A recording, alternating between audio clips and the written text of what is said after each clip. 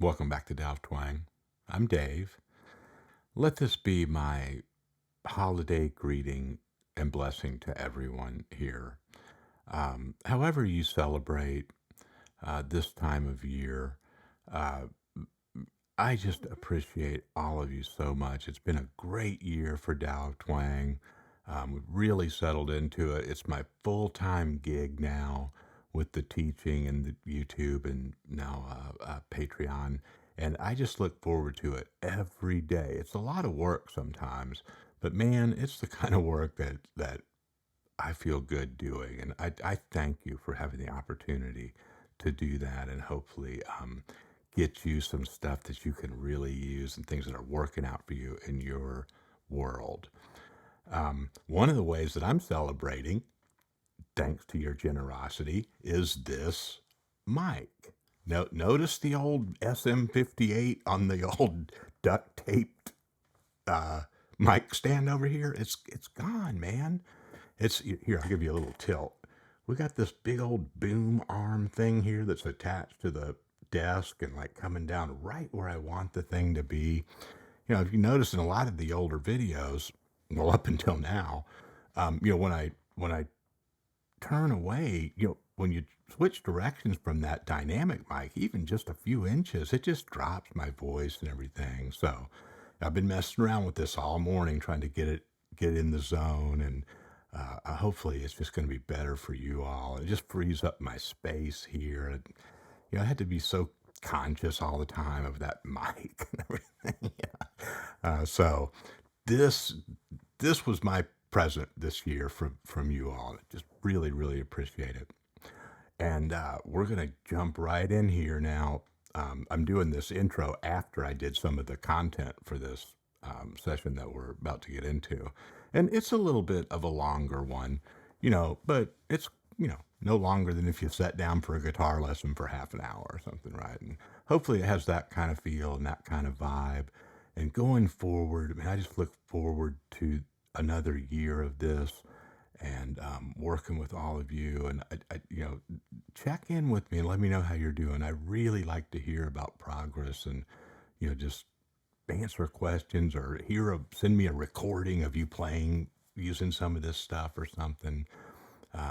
Just anything to that lets me know that this is working out for you and maybe even how we can do things better. All right, let's jump in here. Now, the game plan today is we're using this same backing track that we used on YouTube this week, and it's that minor progression if you saw it. If you didn't, it's all good.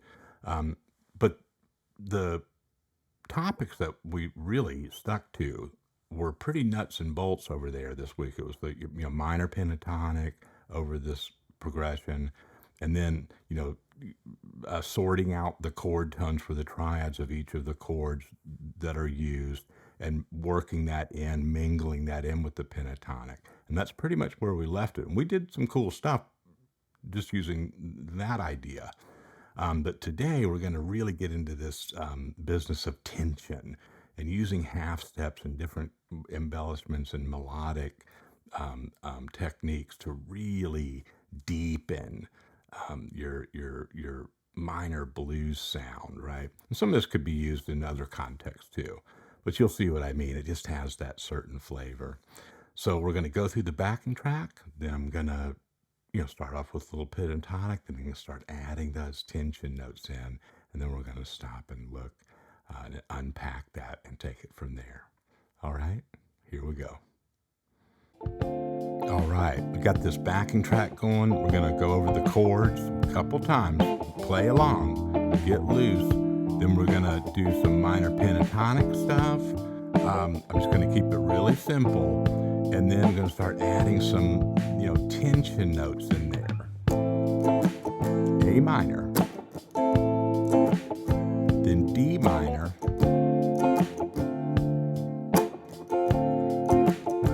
E7.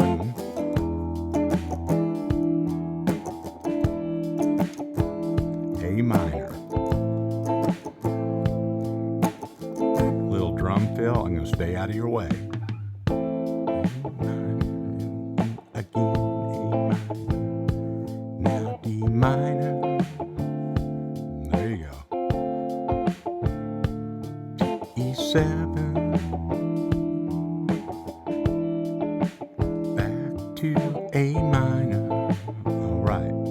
real simple pentatonic lines.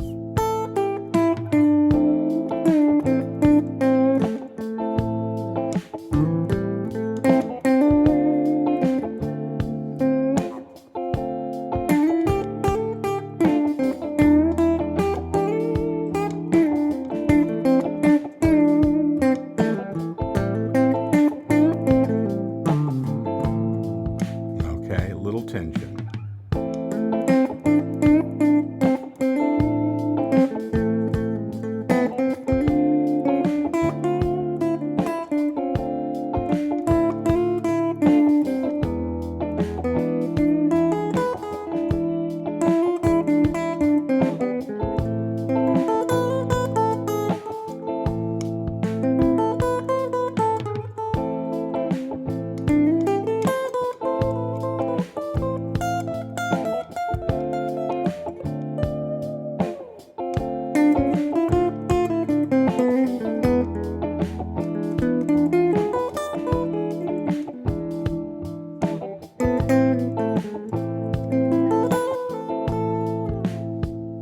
Okay.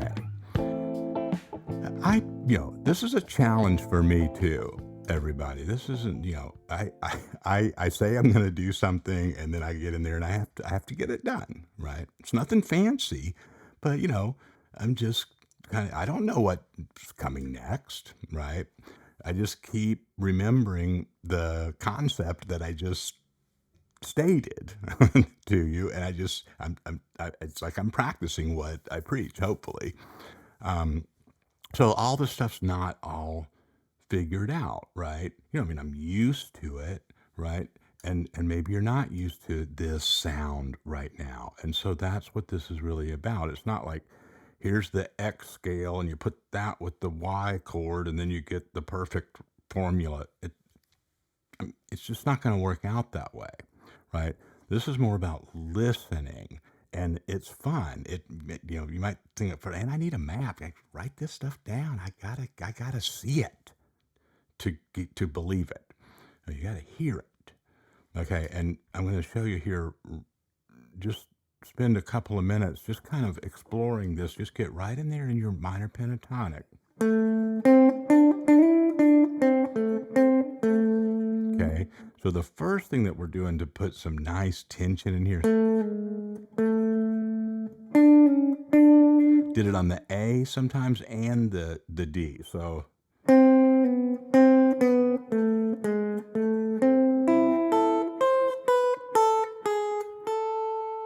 it's a nice ending phrase, but it's also, at the beginning of licks. Here's one of the tabbed pieces right here. Let me look at it because it's not on my screen right now. Make sure I'm showing you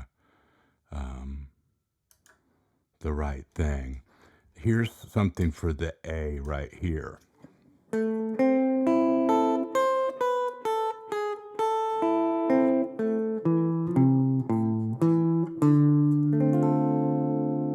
Okay, going to D minor or not. This is in this example right there that's on this. By this time, it will be on the screen.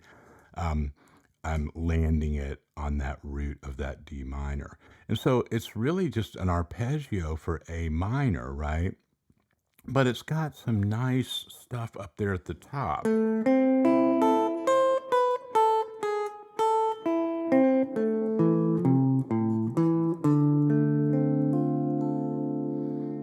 Okay, and you could do something, pretty simple going back up. You go, but see, I did it again.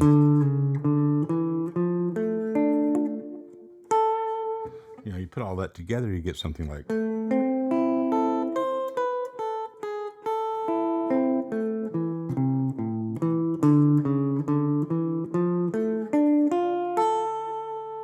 Right? Not bad. Now that's just using that one tension note, really, right? What were some of the other ones that I did there just a few minutes ago? Let's put the track on, and it'll kind of remind us of them. I can show them to you, but they'll have more sound context this way.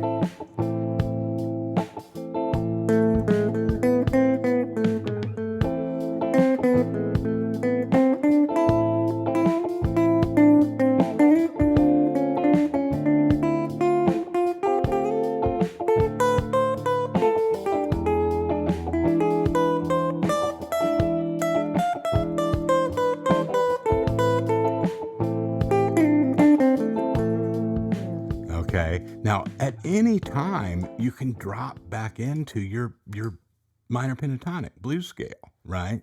And that's what's really happening here, right? There's three main components. So some of these, and I'm not really calling them scales, although I am going to mention one scale here in just a second. But like using that pentatonic framework and an arpeggio approach, and then just focusing on some of those next door neighbors that add the tension, especially from the root on the two minor chords. And then you just drill those two lines.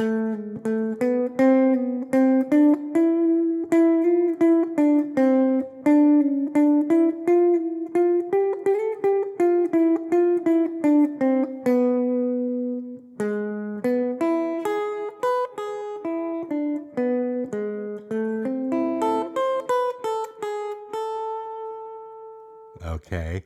Now, some of you recognize that. Oh, when you play that natural seventh, that G sharp with the A minor instead of a flat seven, like a natural minor or the minor pentatonic, right? Those both have a flat seven. Then it's harmonic minor, scale, you could say. And that's fine. But it's not always even in the context of just like that's the scale that's being used right here, then switch to another one for this chord and so on and so forth, right? It's not that mapped out. It's just the sound of that tension. And my favorite one is when it goes to that E. I'm just going to kind of try to isolate it. Let's see if we get lucky where the track starts. Ah, no, of course, it's the chord right after it. So, okay, so we're.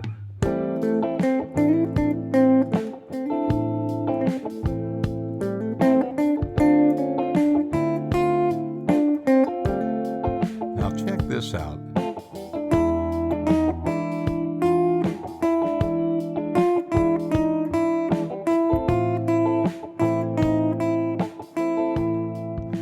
I just love that. It really just do that and on that E a couple times around and really treat your ear to that. The simplicity of that, but how powerful that is. Melodically, the tension going down and back up and then above it and back. Right. And you can do some faster things later on where you kind of enclose it with those notes and stuff like that. But, one of them's kind of right out of, the minor scale. And then you've just got that natural tension that comes from dipping down below any note in a lot of situations, actually. So that's really cool. So, if that's all you do with this, that would be great. Put the track on, play some, laid back minor pentatonic stuff, keep it simple, and then go in and start putting those half steps and watch it a couple times to see where those are. And the other one that's being used a lot is just more of like kind of a more standard blues technique, which is just, going up to that note, that blues note in the blues scale. In this case, I'm pairing that up with this half step to that natural, to that G sharp and back.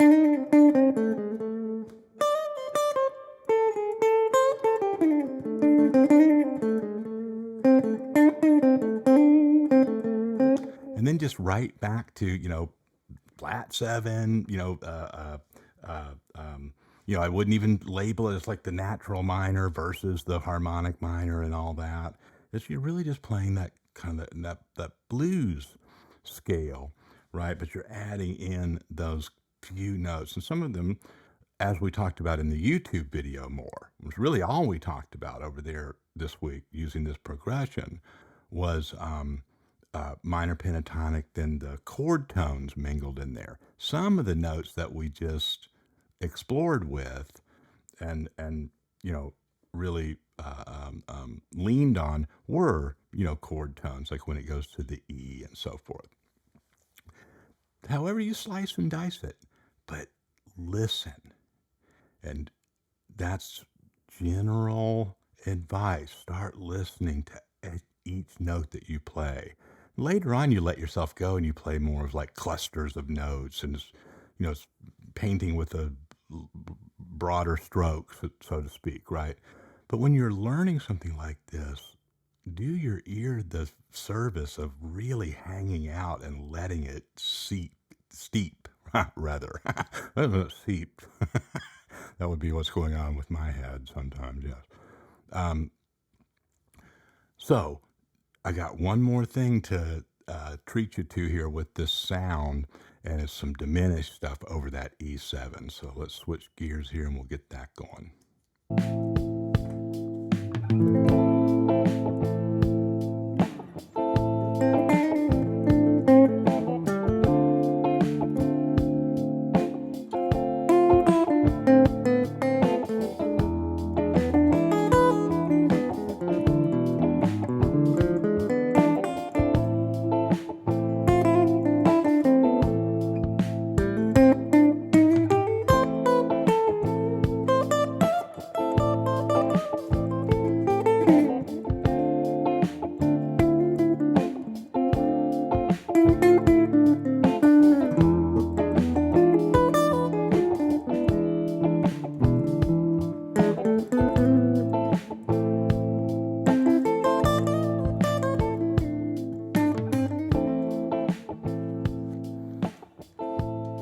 All right, man, I'm getting into that. I,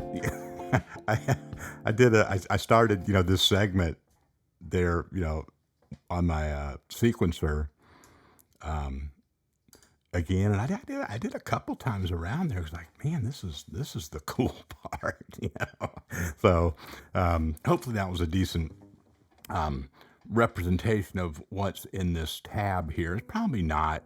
I know it's not note for note, but now I'm going to pull this up and let's look. Let's just go right to that E7 because that's where all of this happens. Okay, I've got a couple of examples here. Now the first one I go right from the bottom of the guitar, right, and these are like they're dominant seventh runs, but they have a lot of stacked minor thirds, so they're diminished in a sense.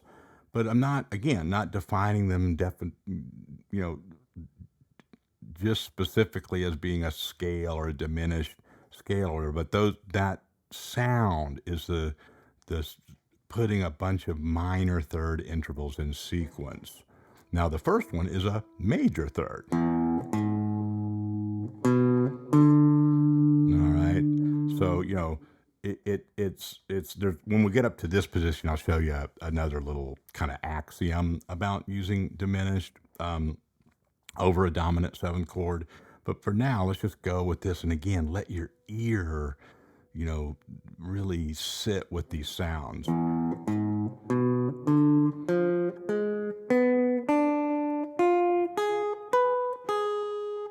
Uh,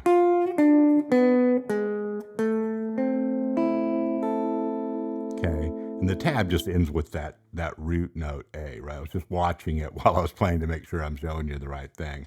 But that's that sound, right? It starts off as being like a triad. That's just an E triad. There's not even a seventh in there yet, right? Then the next one is the flat seven, right? We don't have to pick all of this apart, but it just hits a lot of the nice notes and it has its own really special flavor and brand of tension.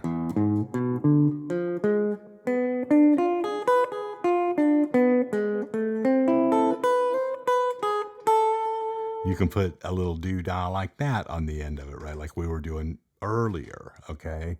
So let's go to another example up here in the around the seventh position, and it starts off with the same sound. That's just an octave higher of, right? So you put this in context, and you don't always have to have the backing track. You can do it that way. Or you can kind of.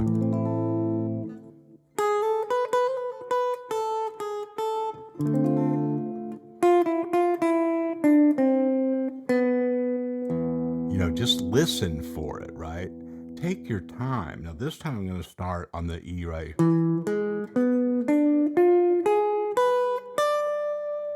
Now that'd be a nice run right there, just to get up there and then do, sticky fingers right there, right? So say you could just go up.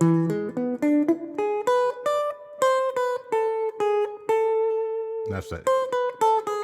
You could go back to that kind of harmonic minor sound, or you could go right back down through more of a blues lick. Or you could, carry it out a little bit more like this.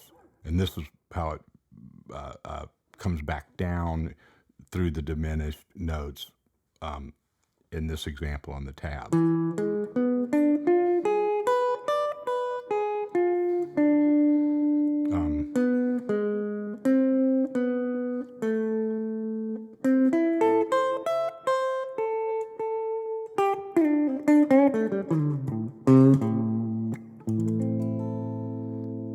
See that, so this is one of those things that you practice it. Let me get this off of my screen so it's blocking my view of you.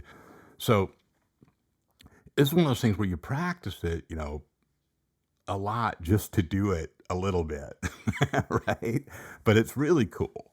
And there's other. Oh, I was going to tell you that if you just want to play here's a rule of thumb. If you're on different situations, but very often, certainly in this situation, if you're on a dominant 5 chord, a 7th like that, you can go 1 half step above and start playing the sequence of minor thirds stacking.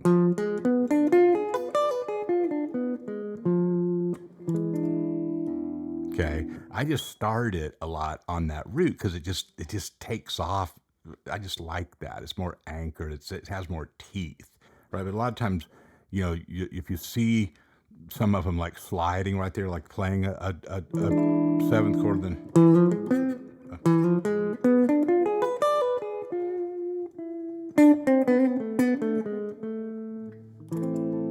right. Not just in this situation. That's done in other, blues forms and things also.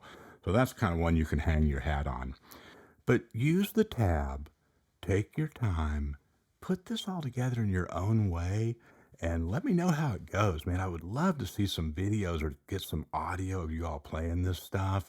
You can do that over on the Facebook page, the Tao of Twang Open Mic. That's what it's for. And, we get, there's, good participation over there, but it's kind of some of the same folks that do it. So it'd be nice if we got some more people contributing over there. It's really fun, and it would be so cool for me to hear you all using this stuff, and then you could ask more questions about it and so forth. We might try to also put together something on here in 24 where we do like a live session every once in a while or something. We're looking into that. This was a little bit longer than planned. That's happened before. Look for the backing track down below and those bits of tab. Thank you very much. It's been a great year. I appreciate every one of you. Let's keep twanging.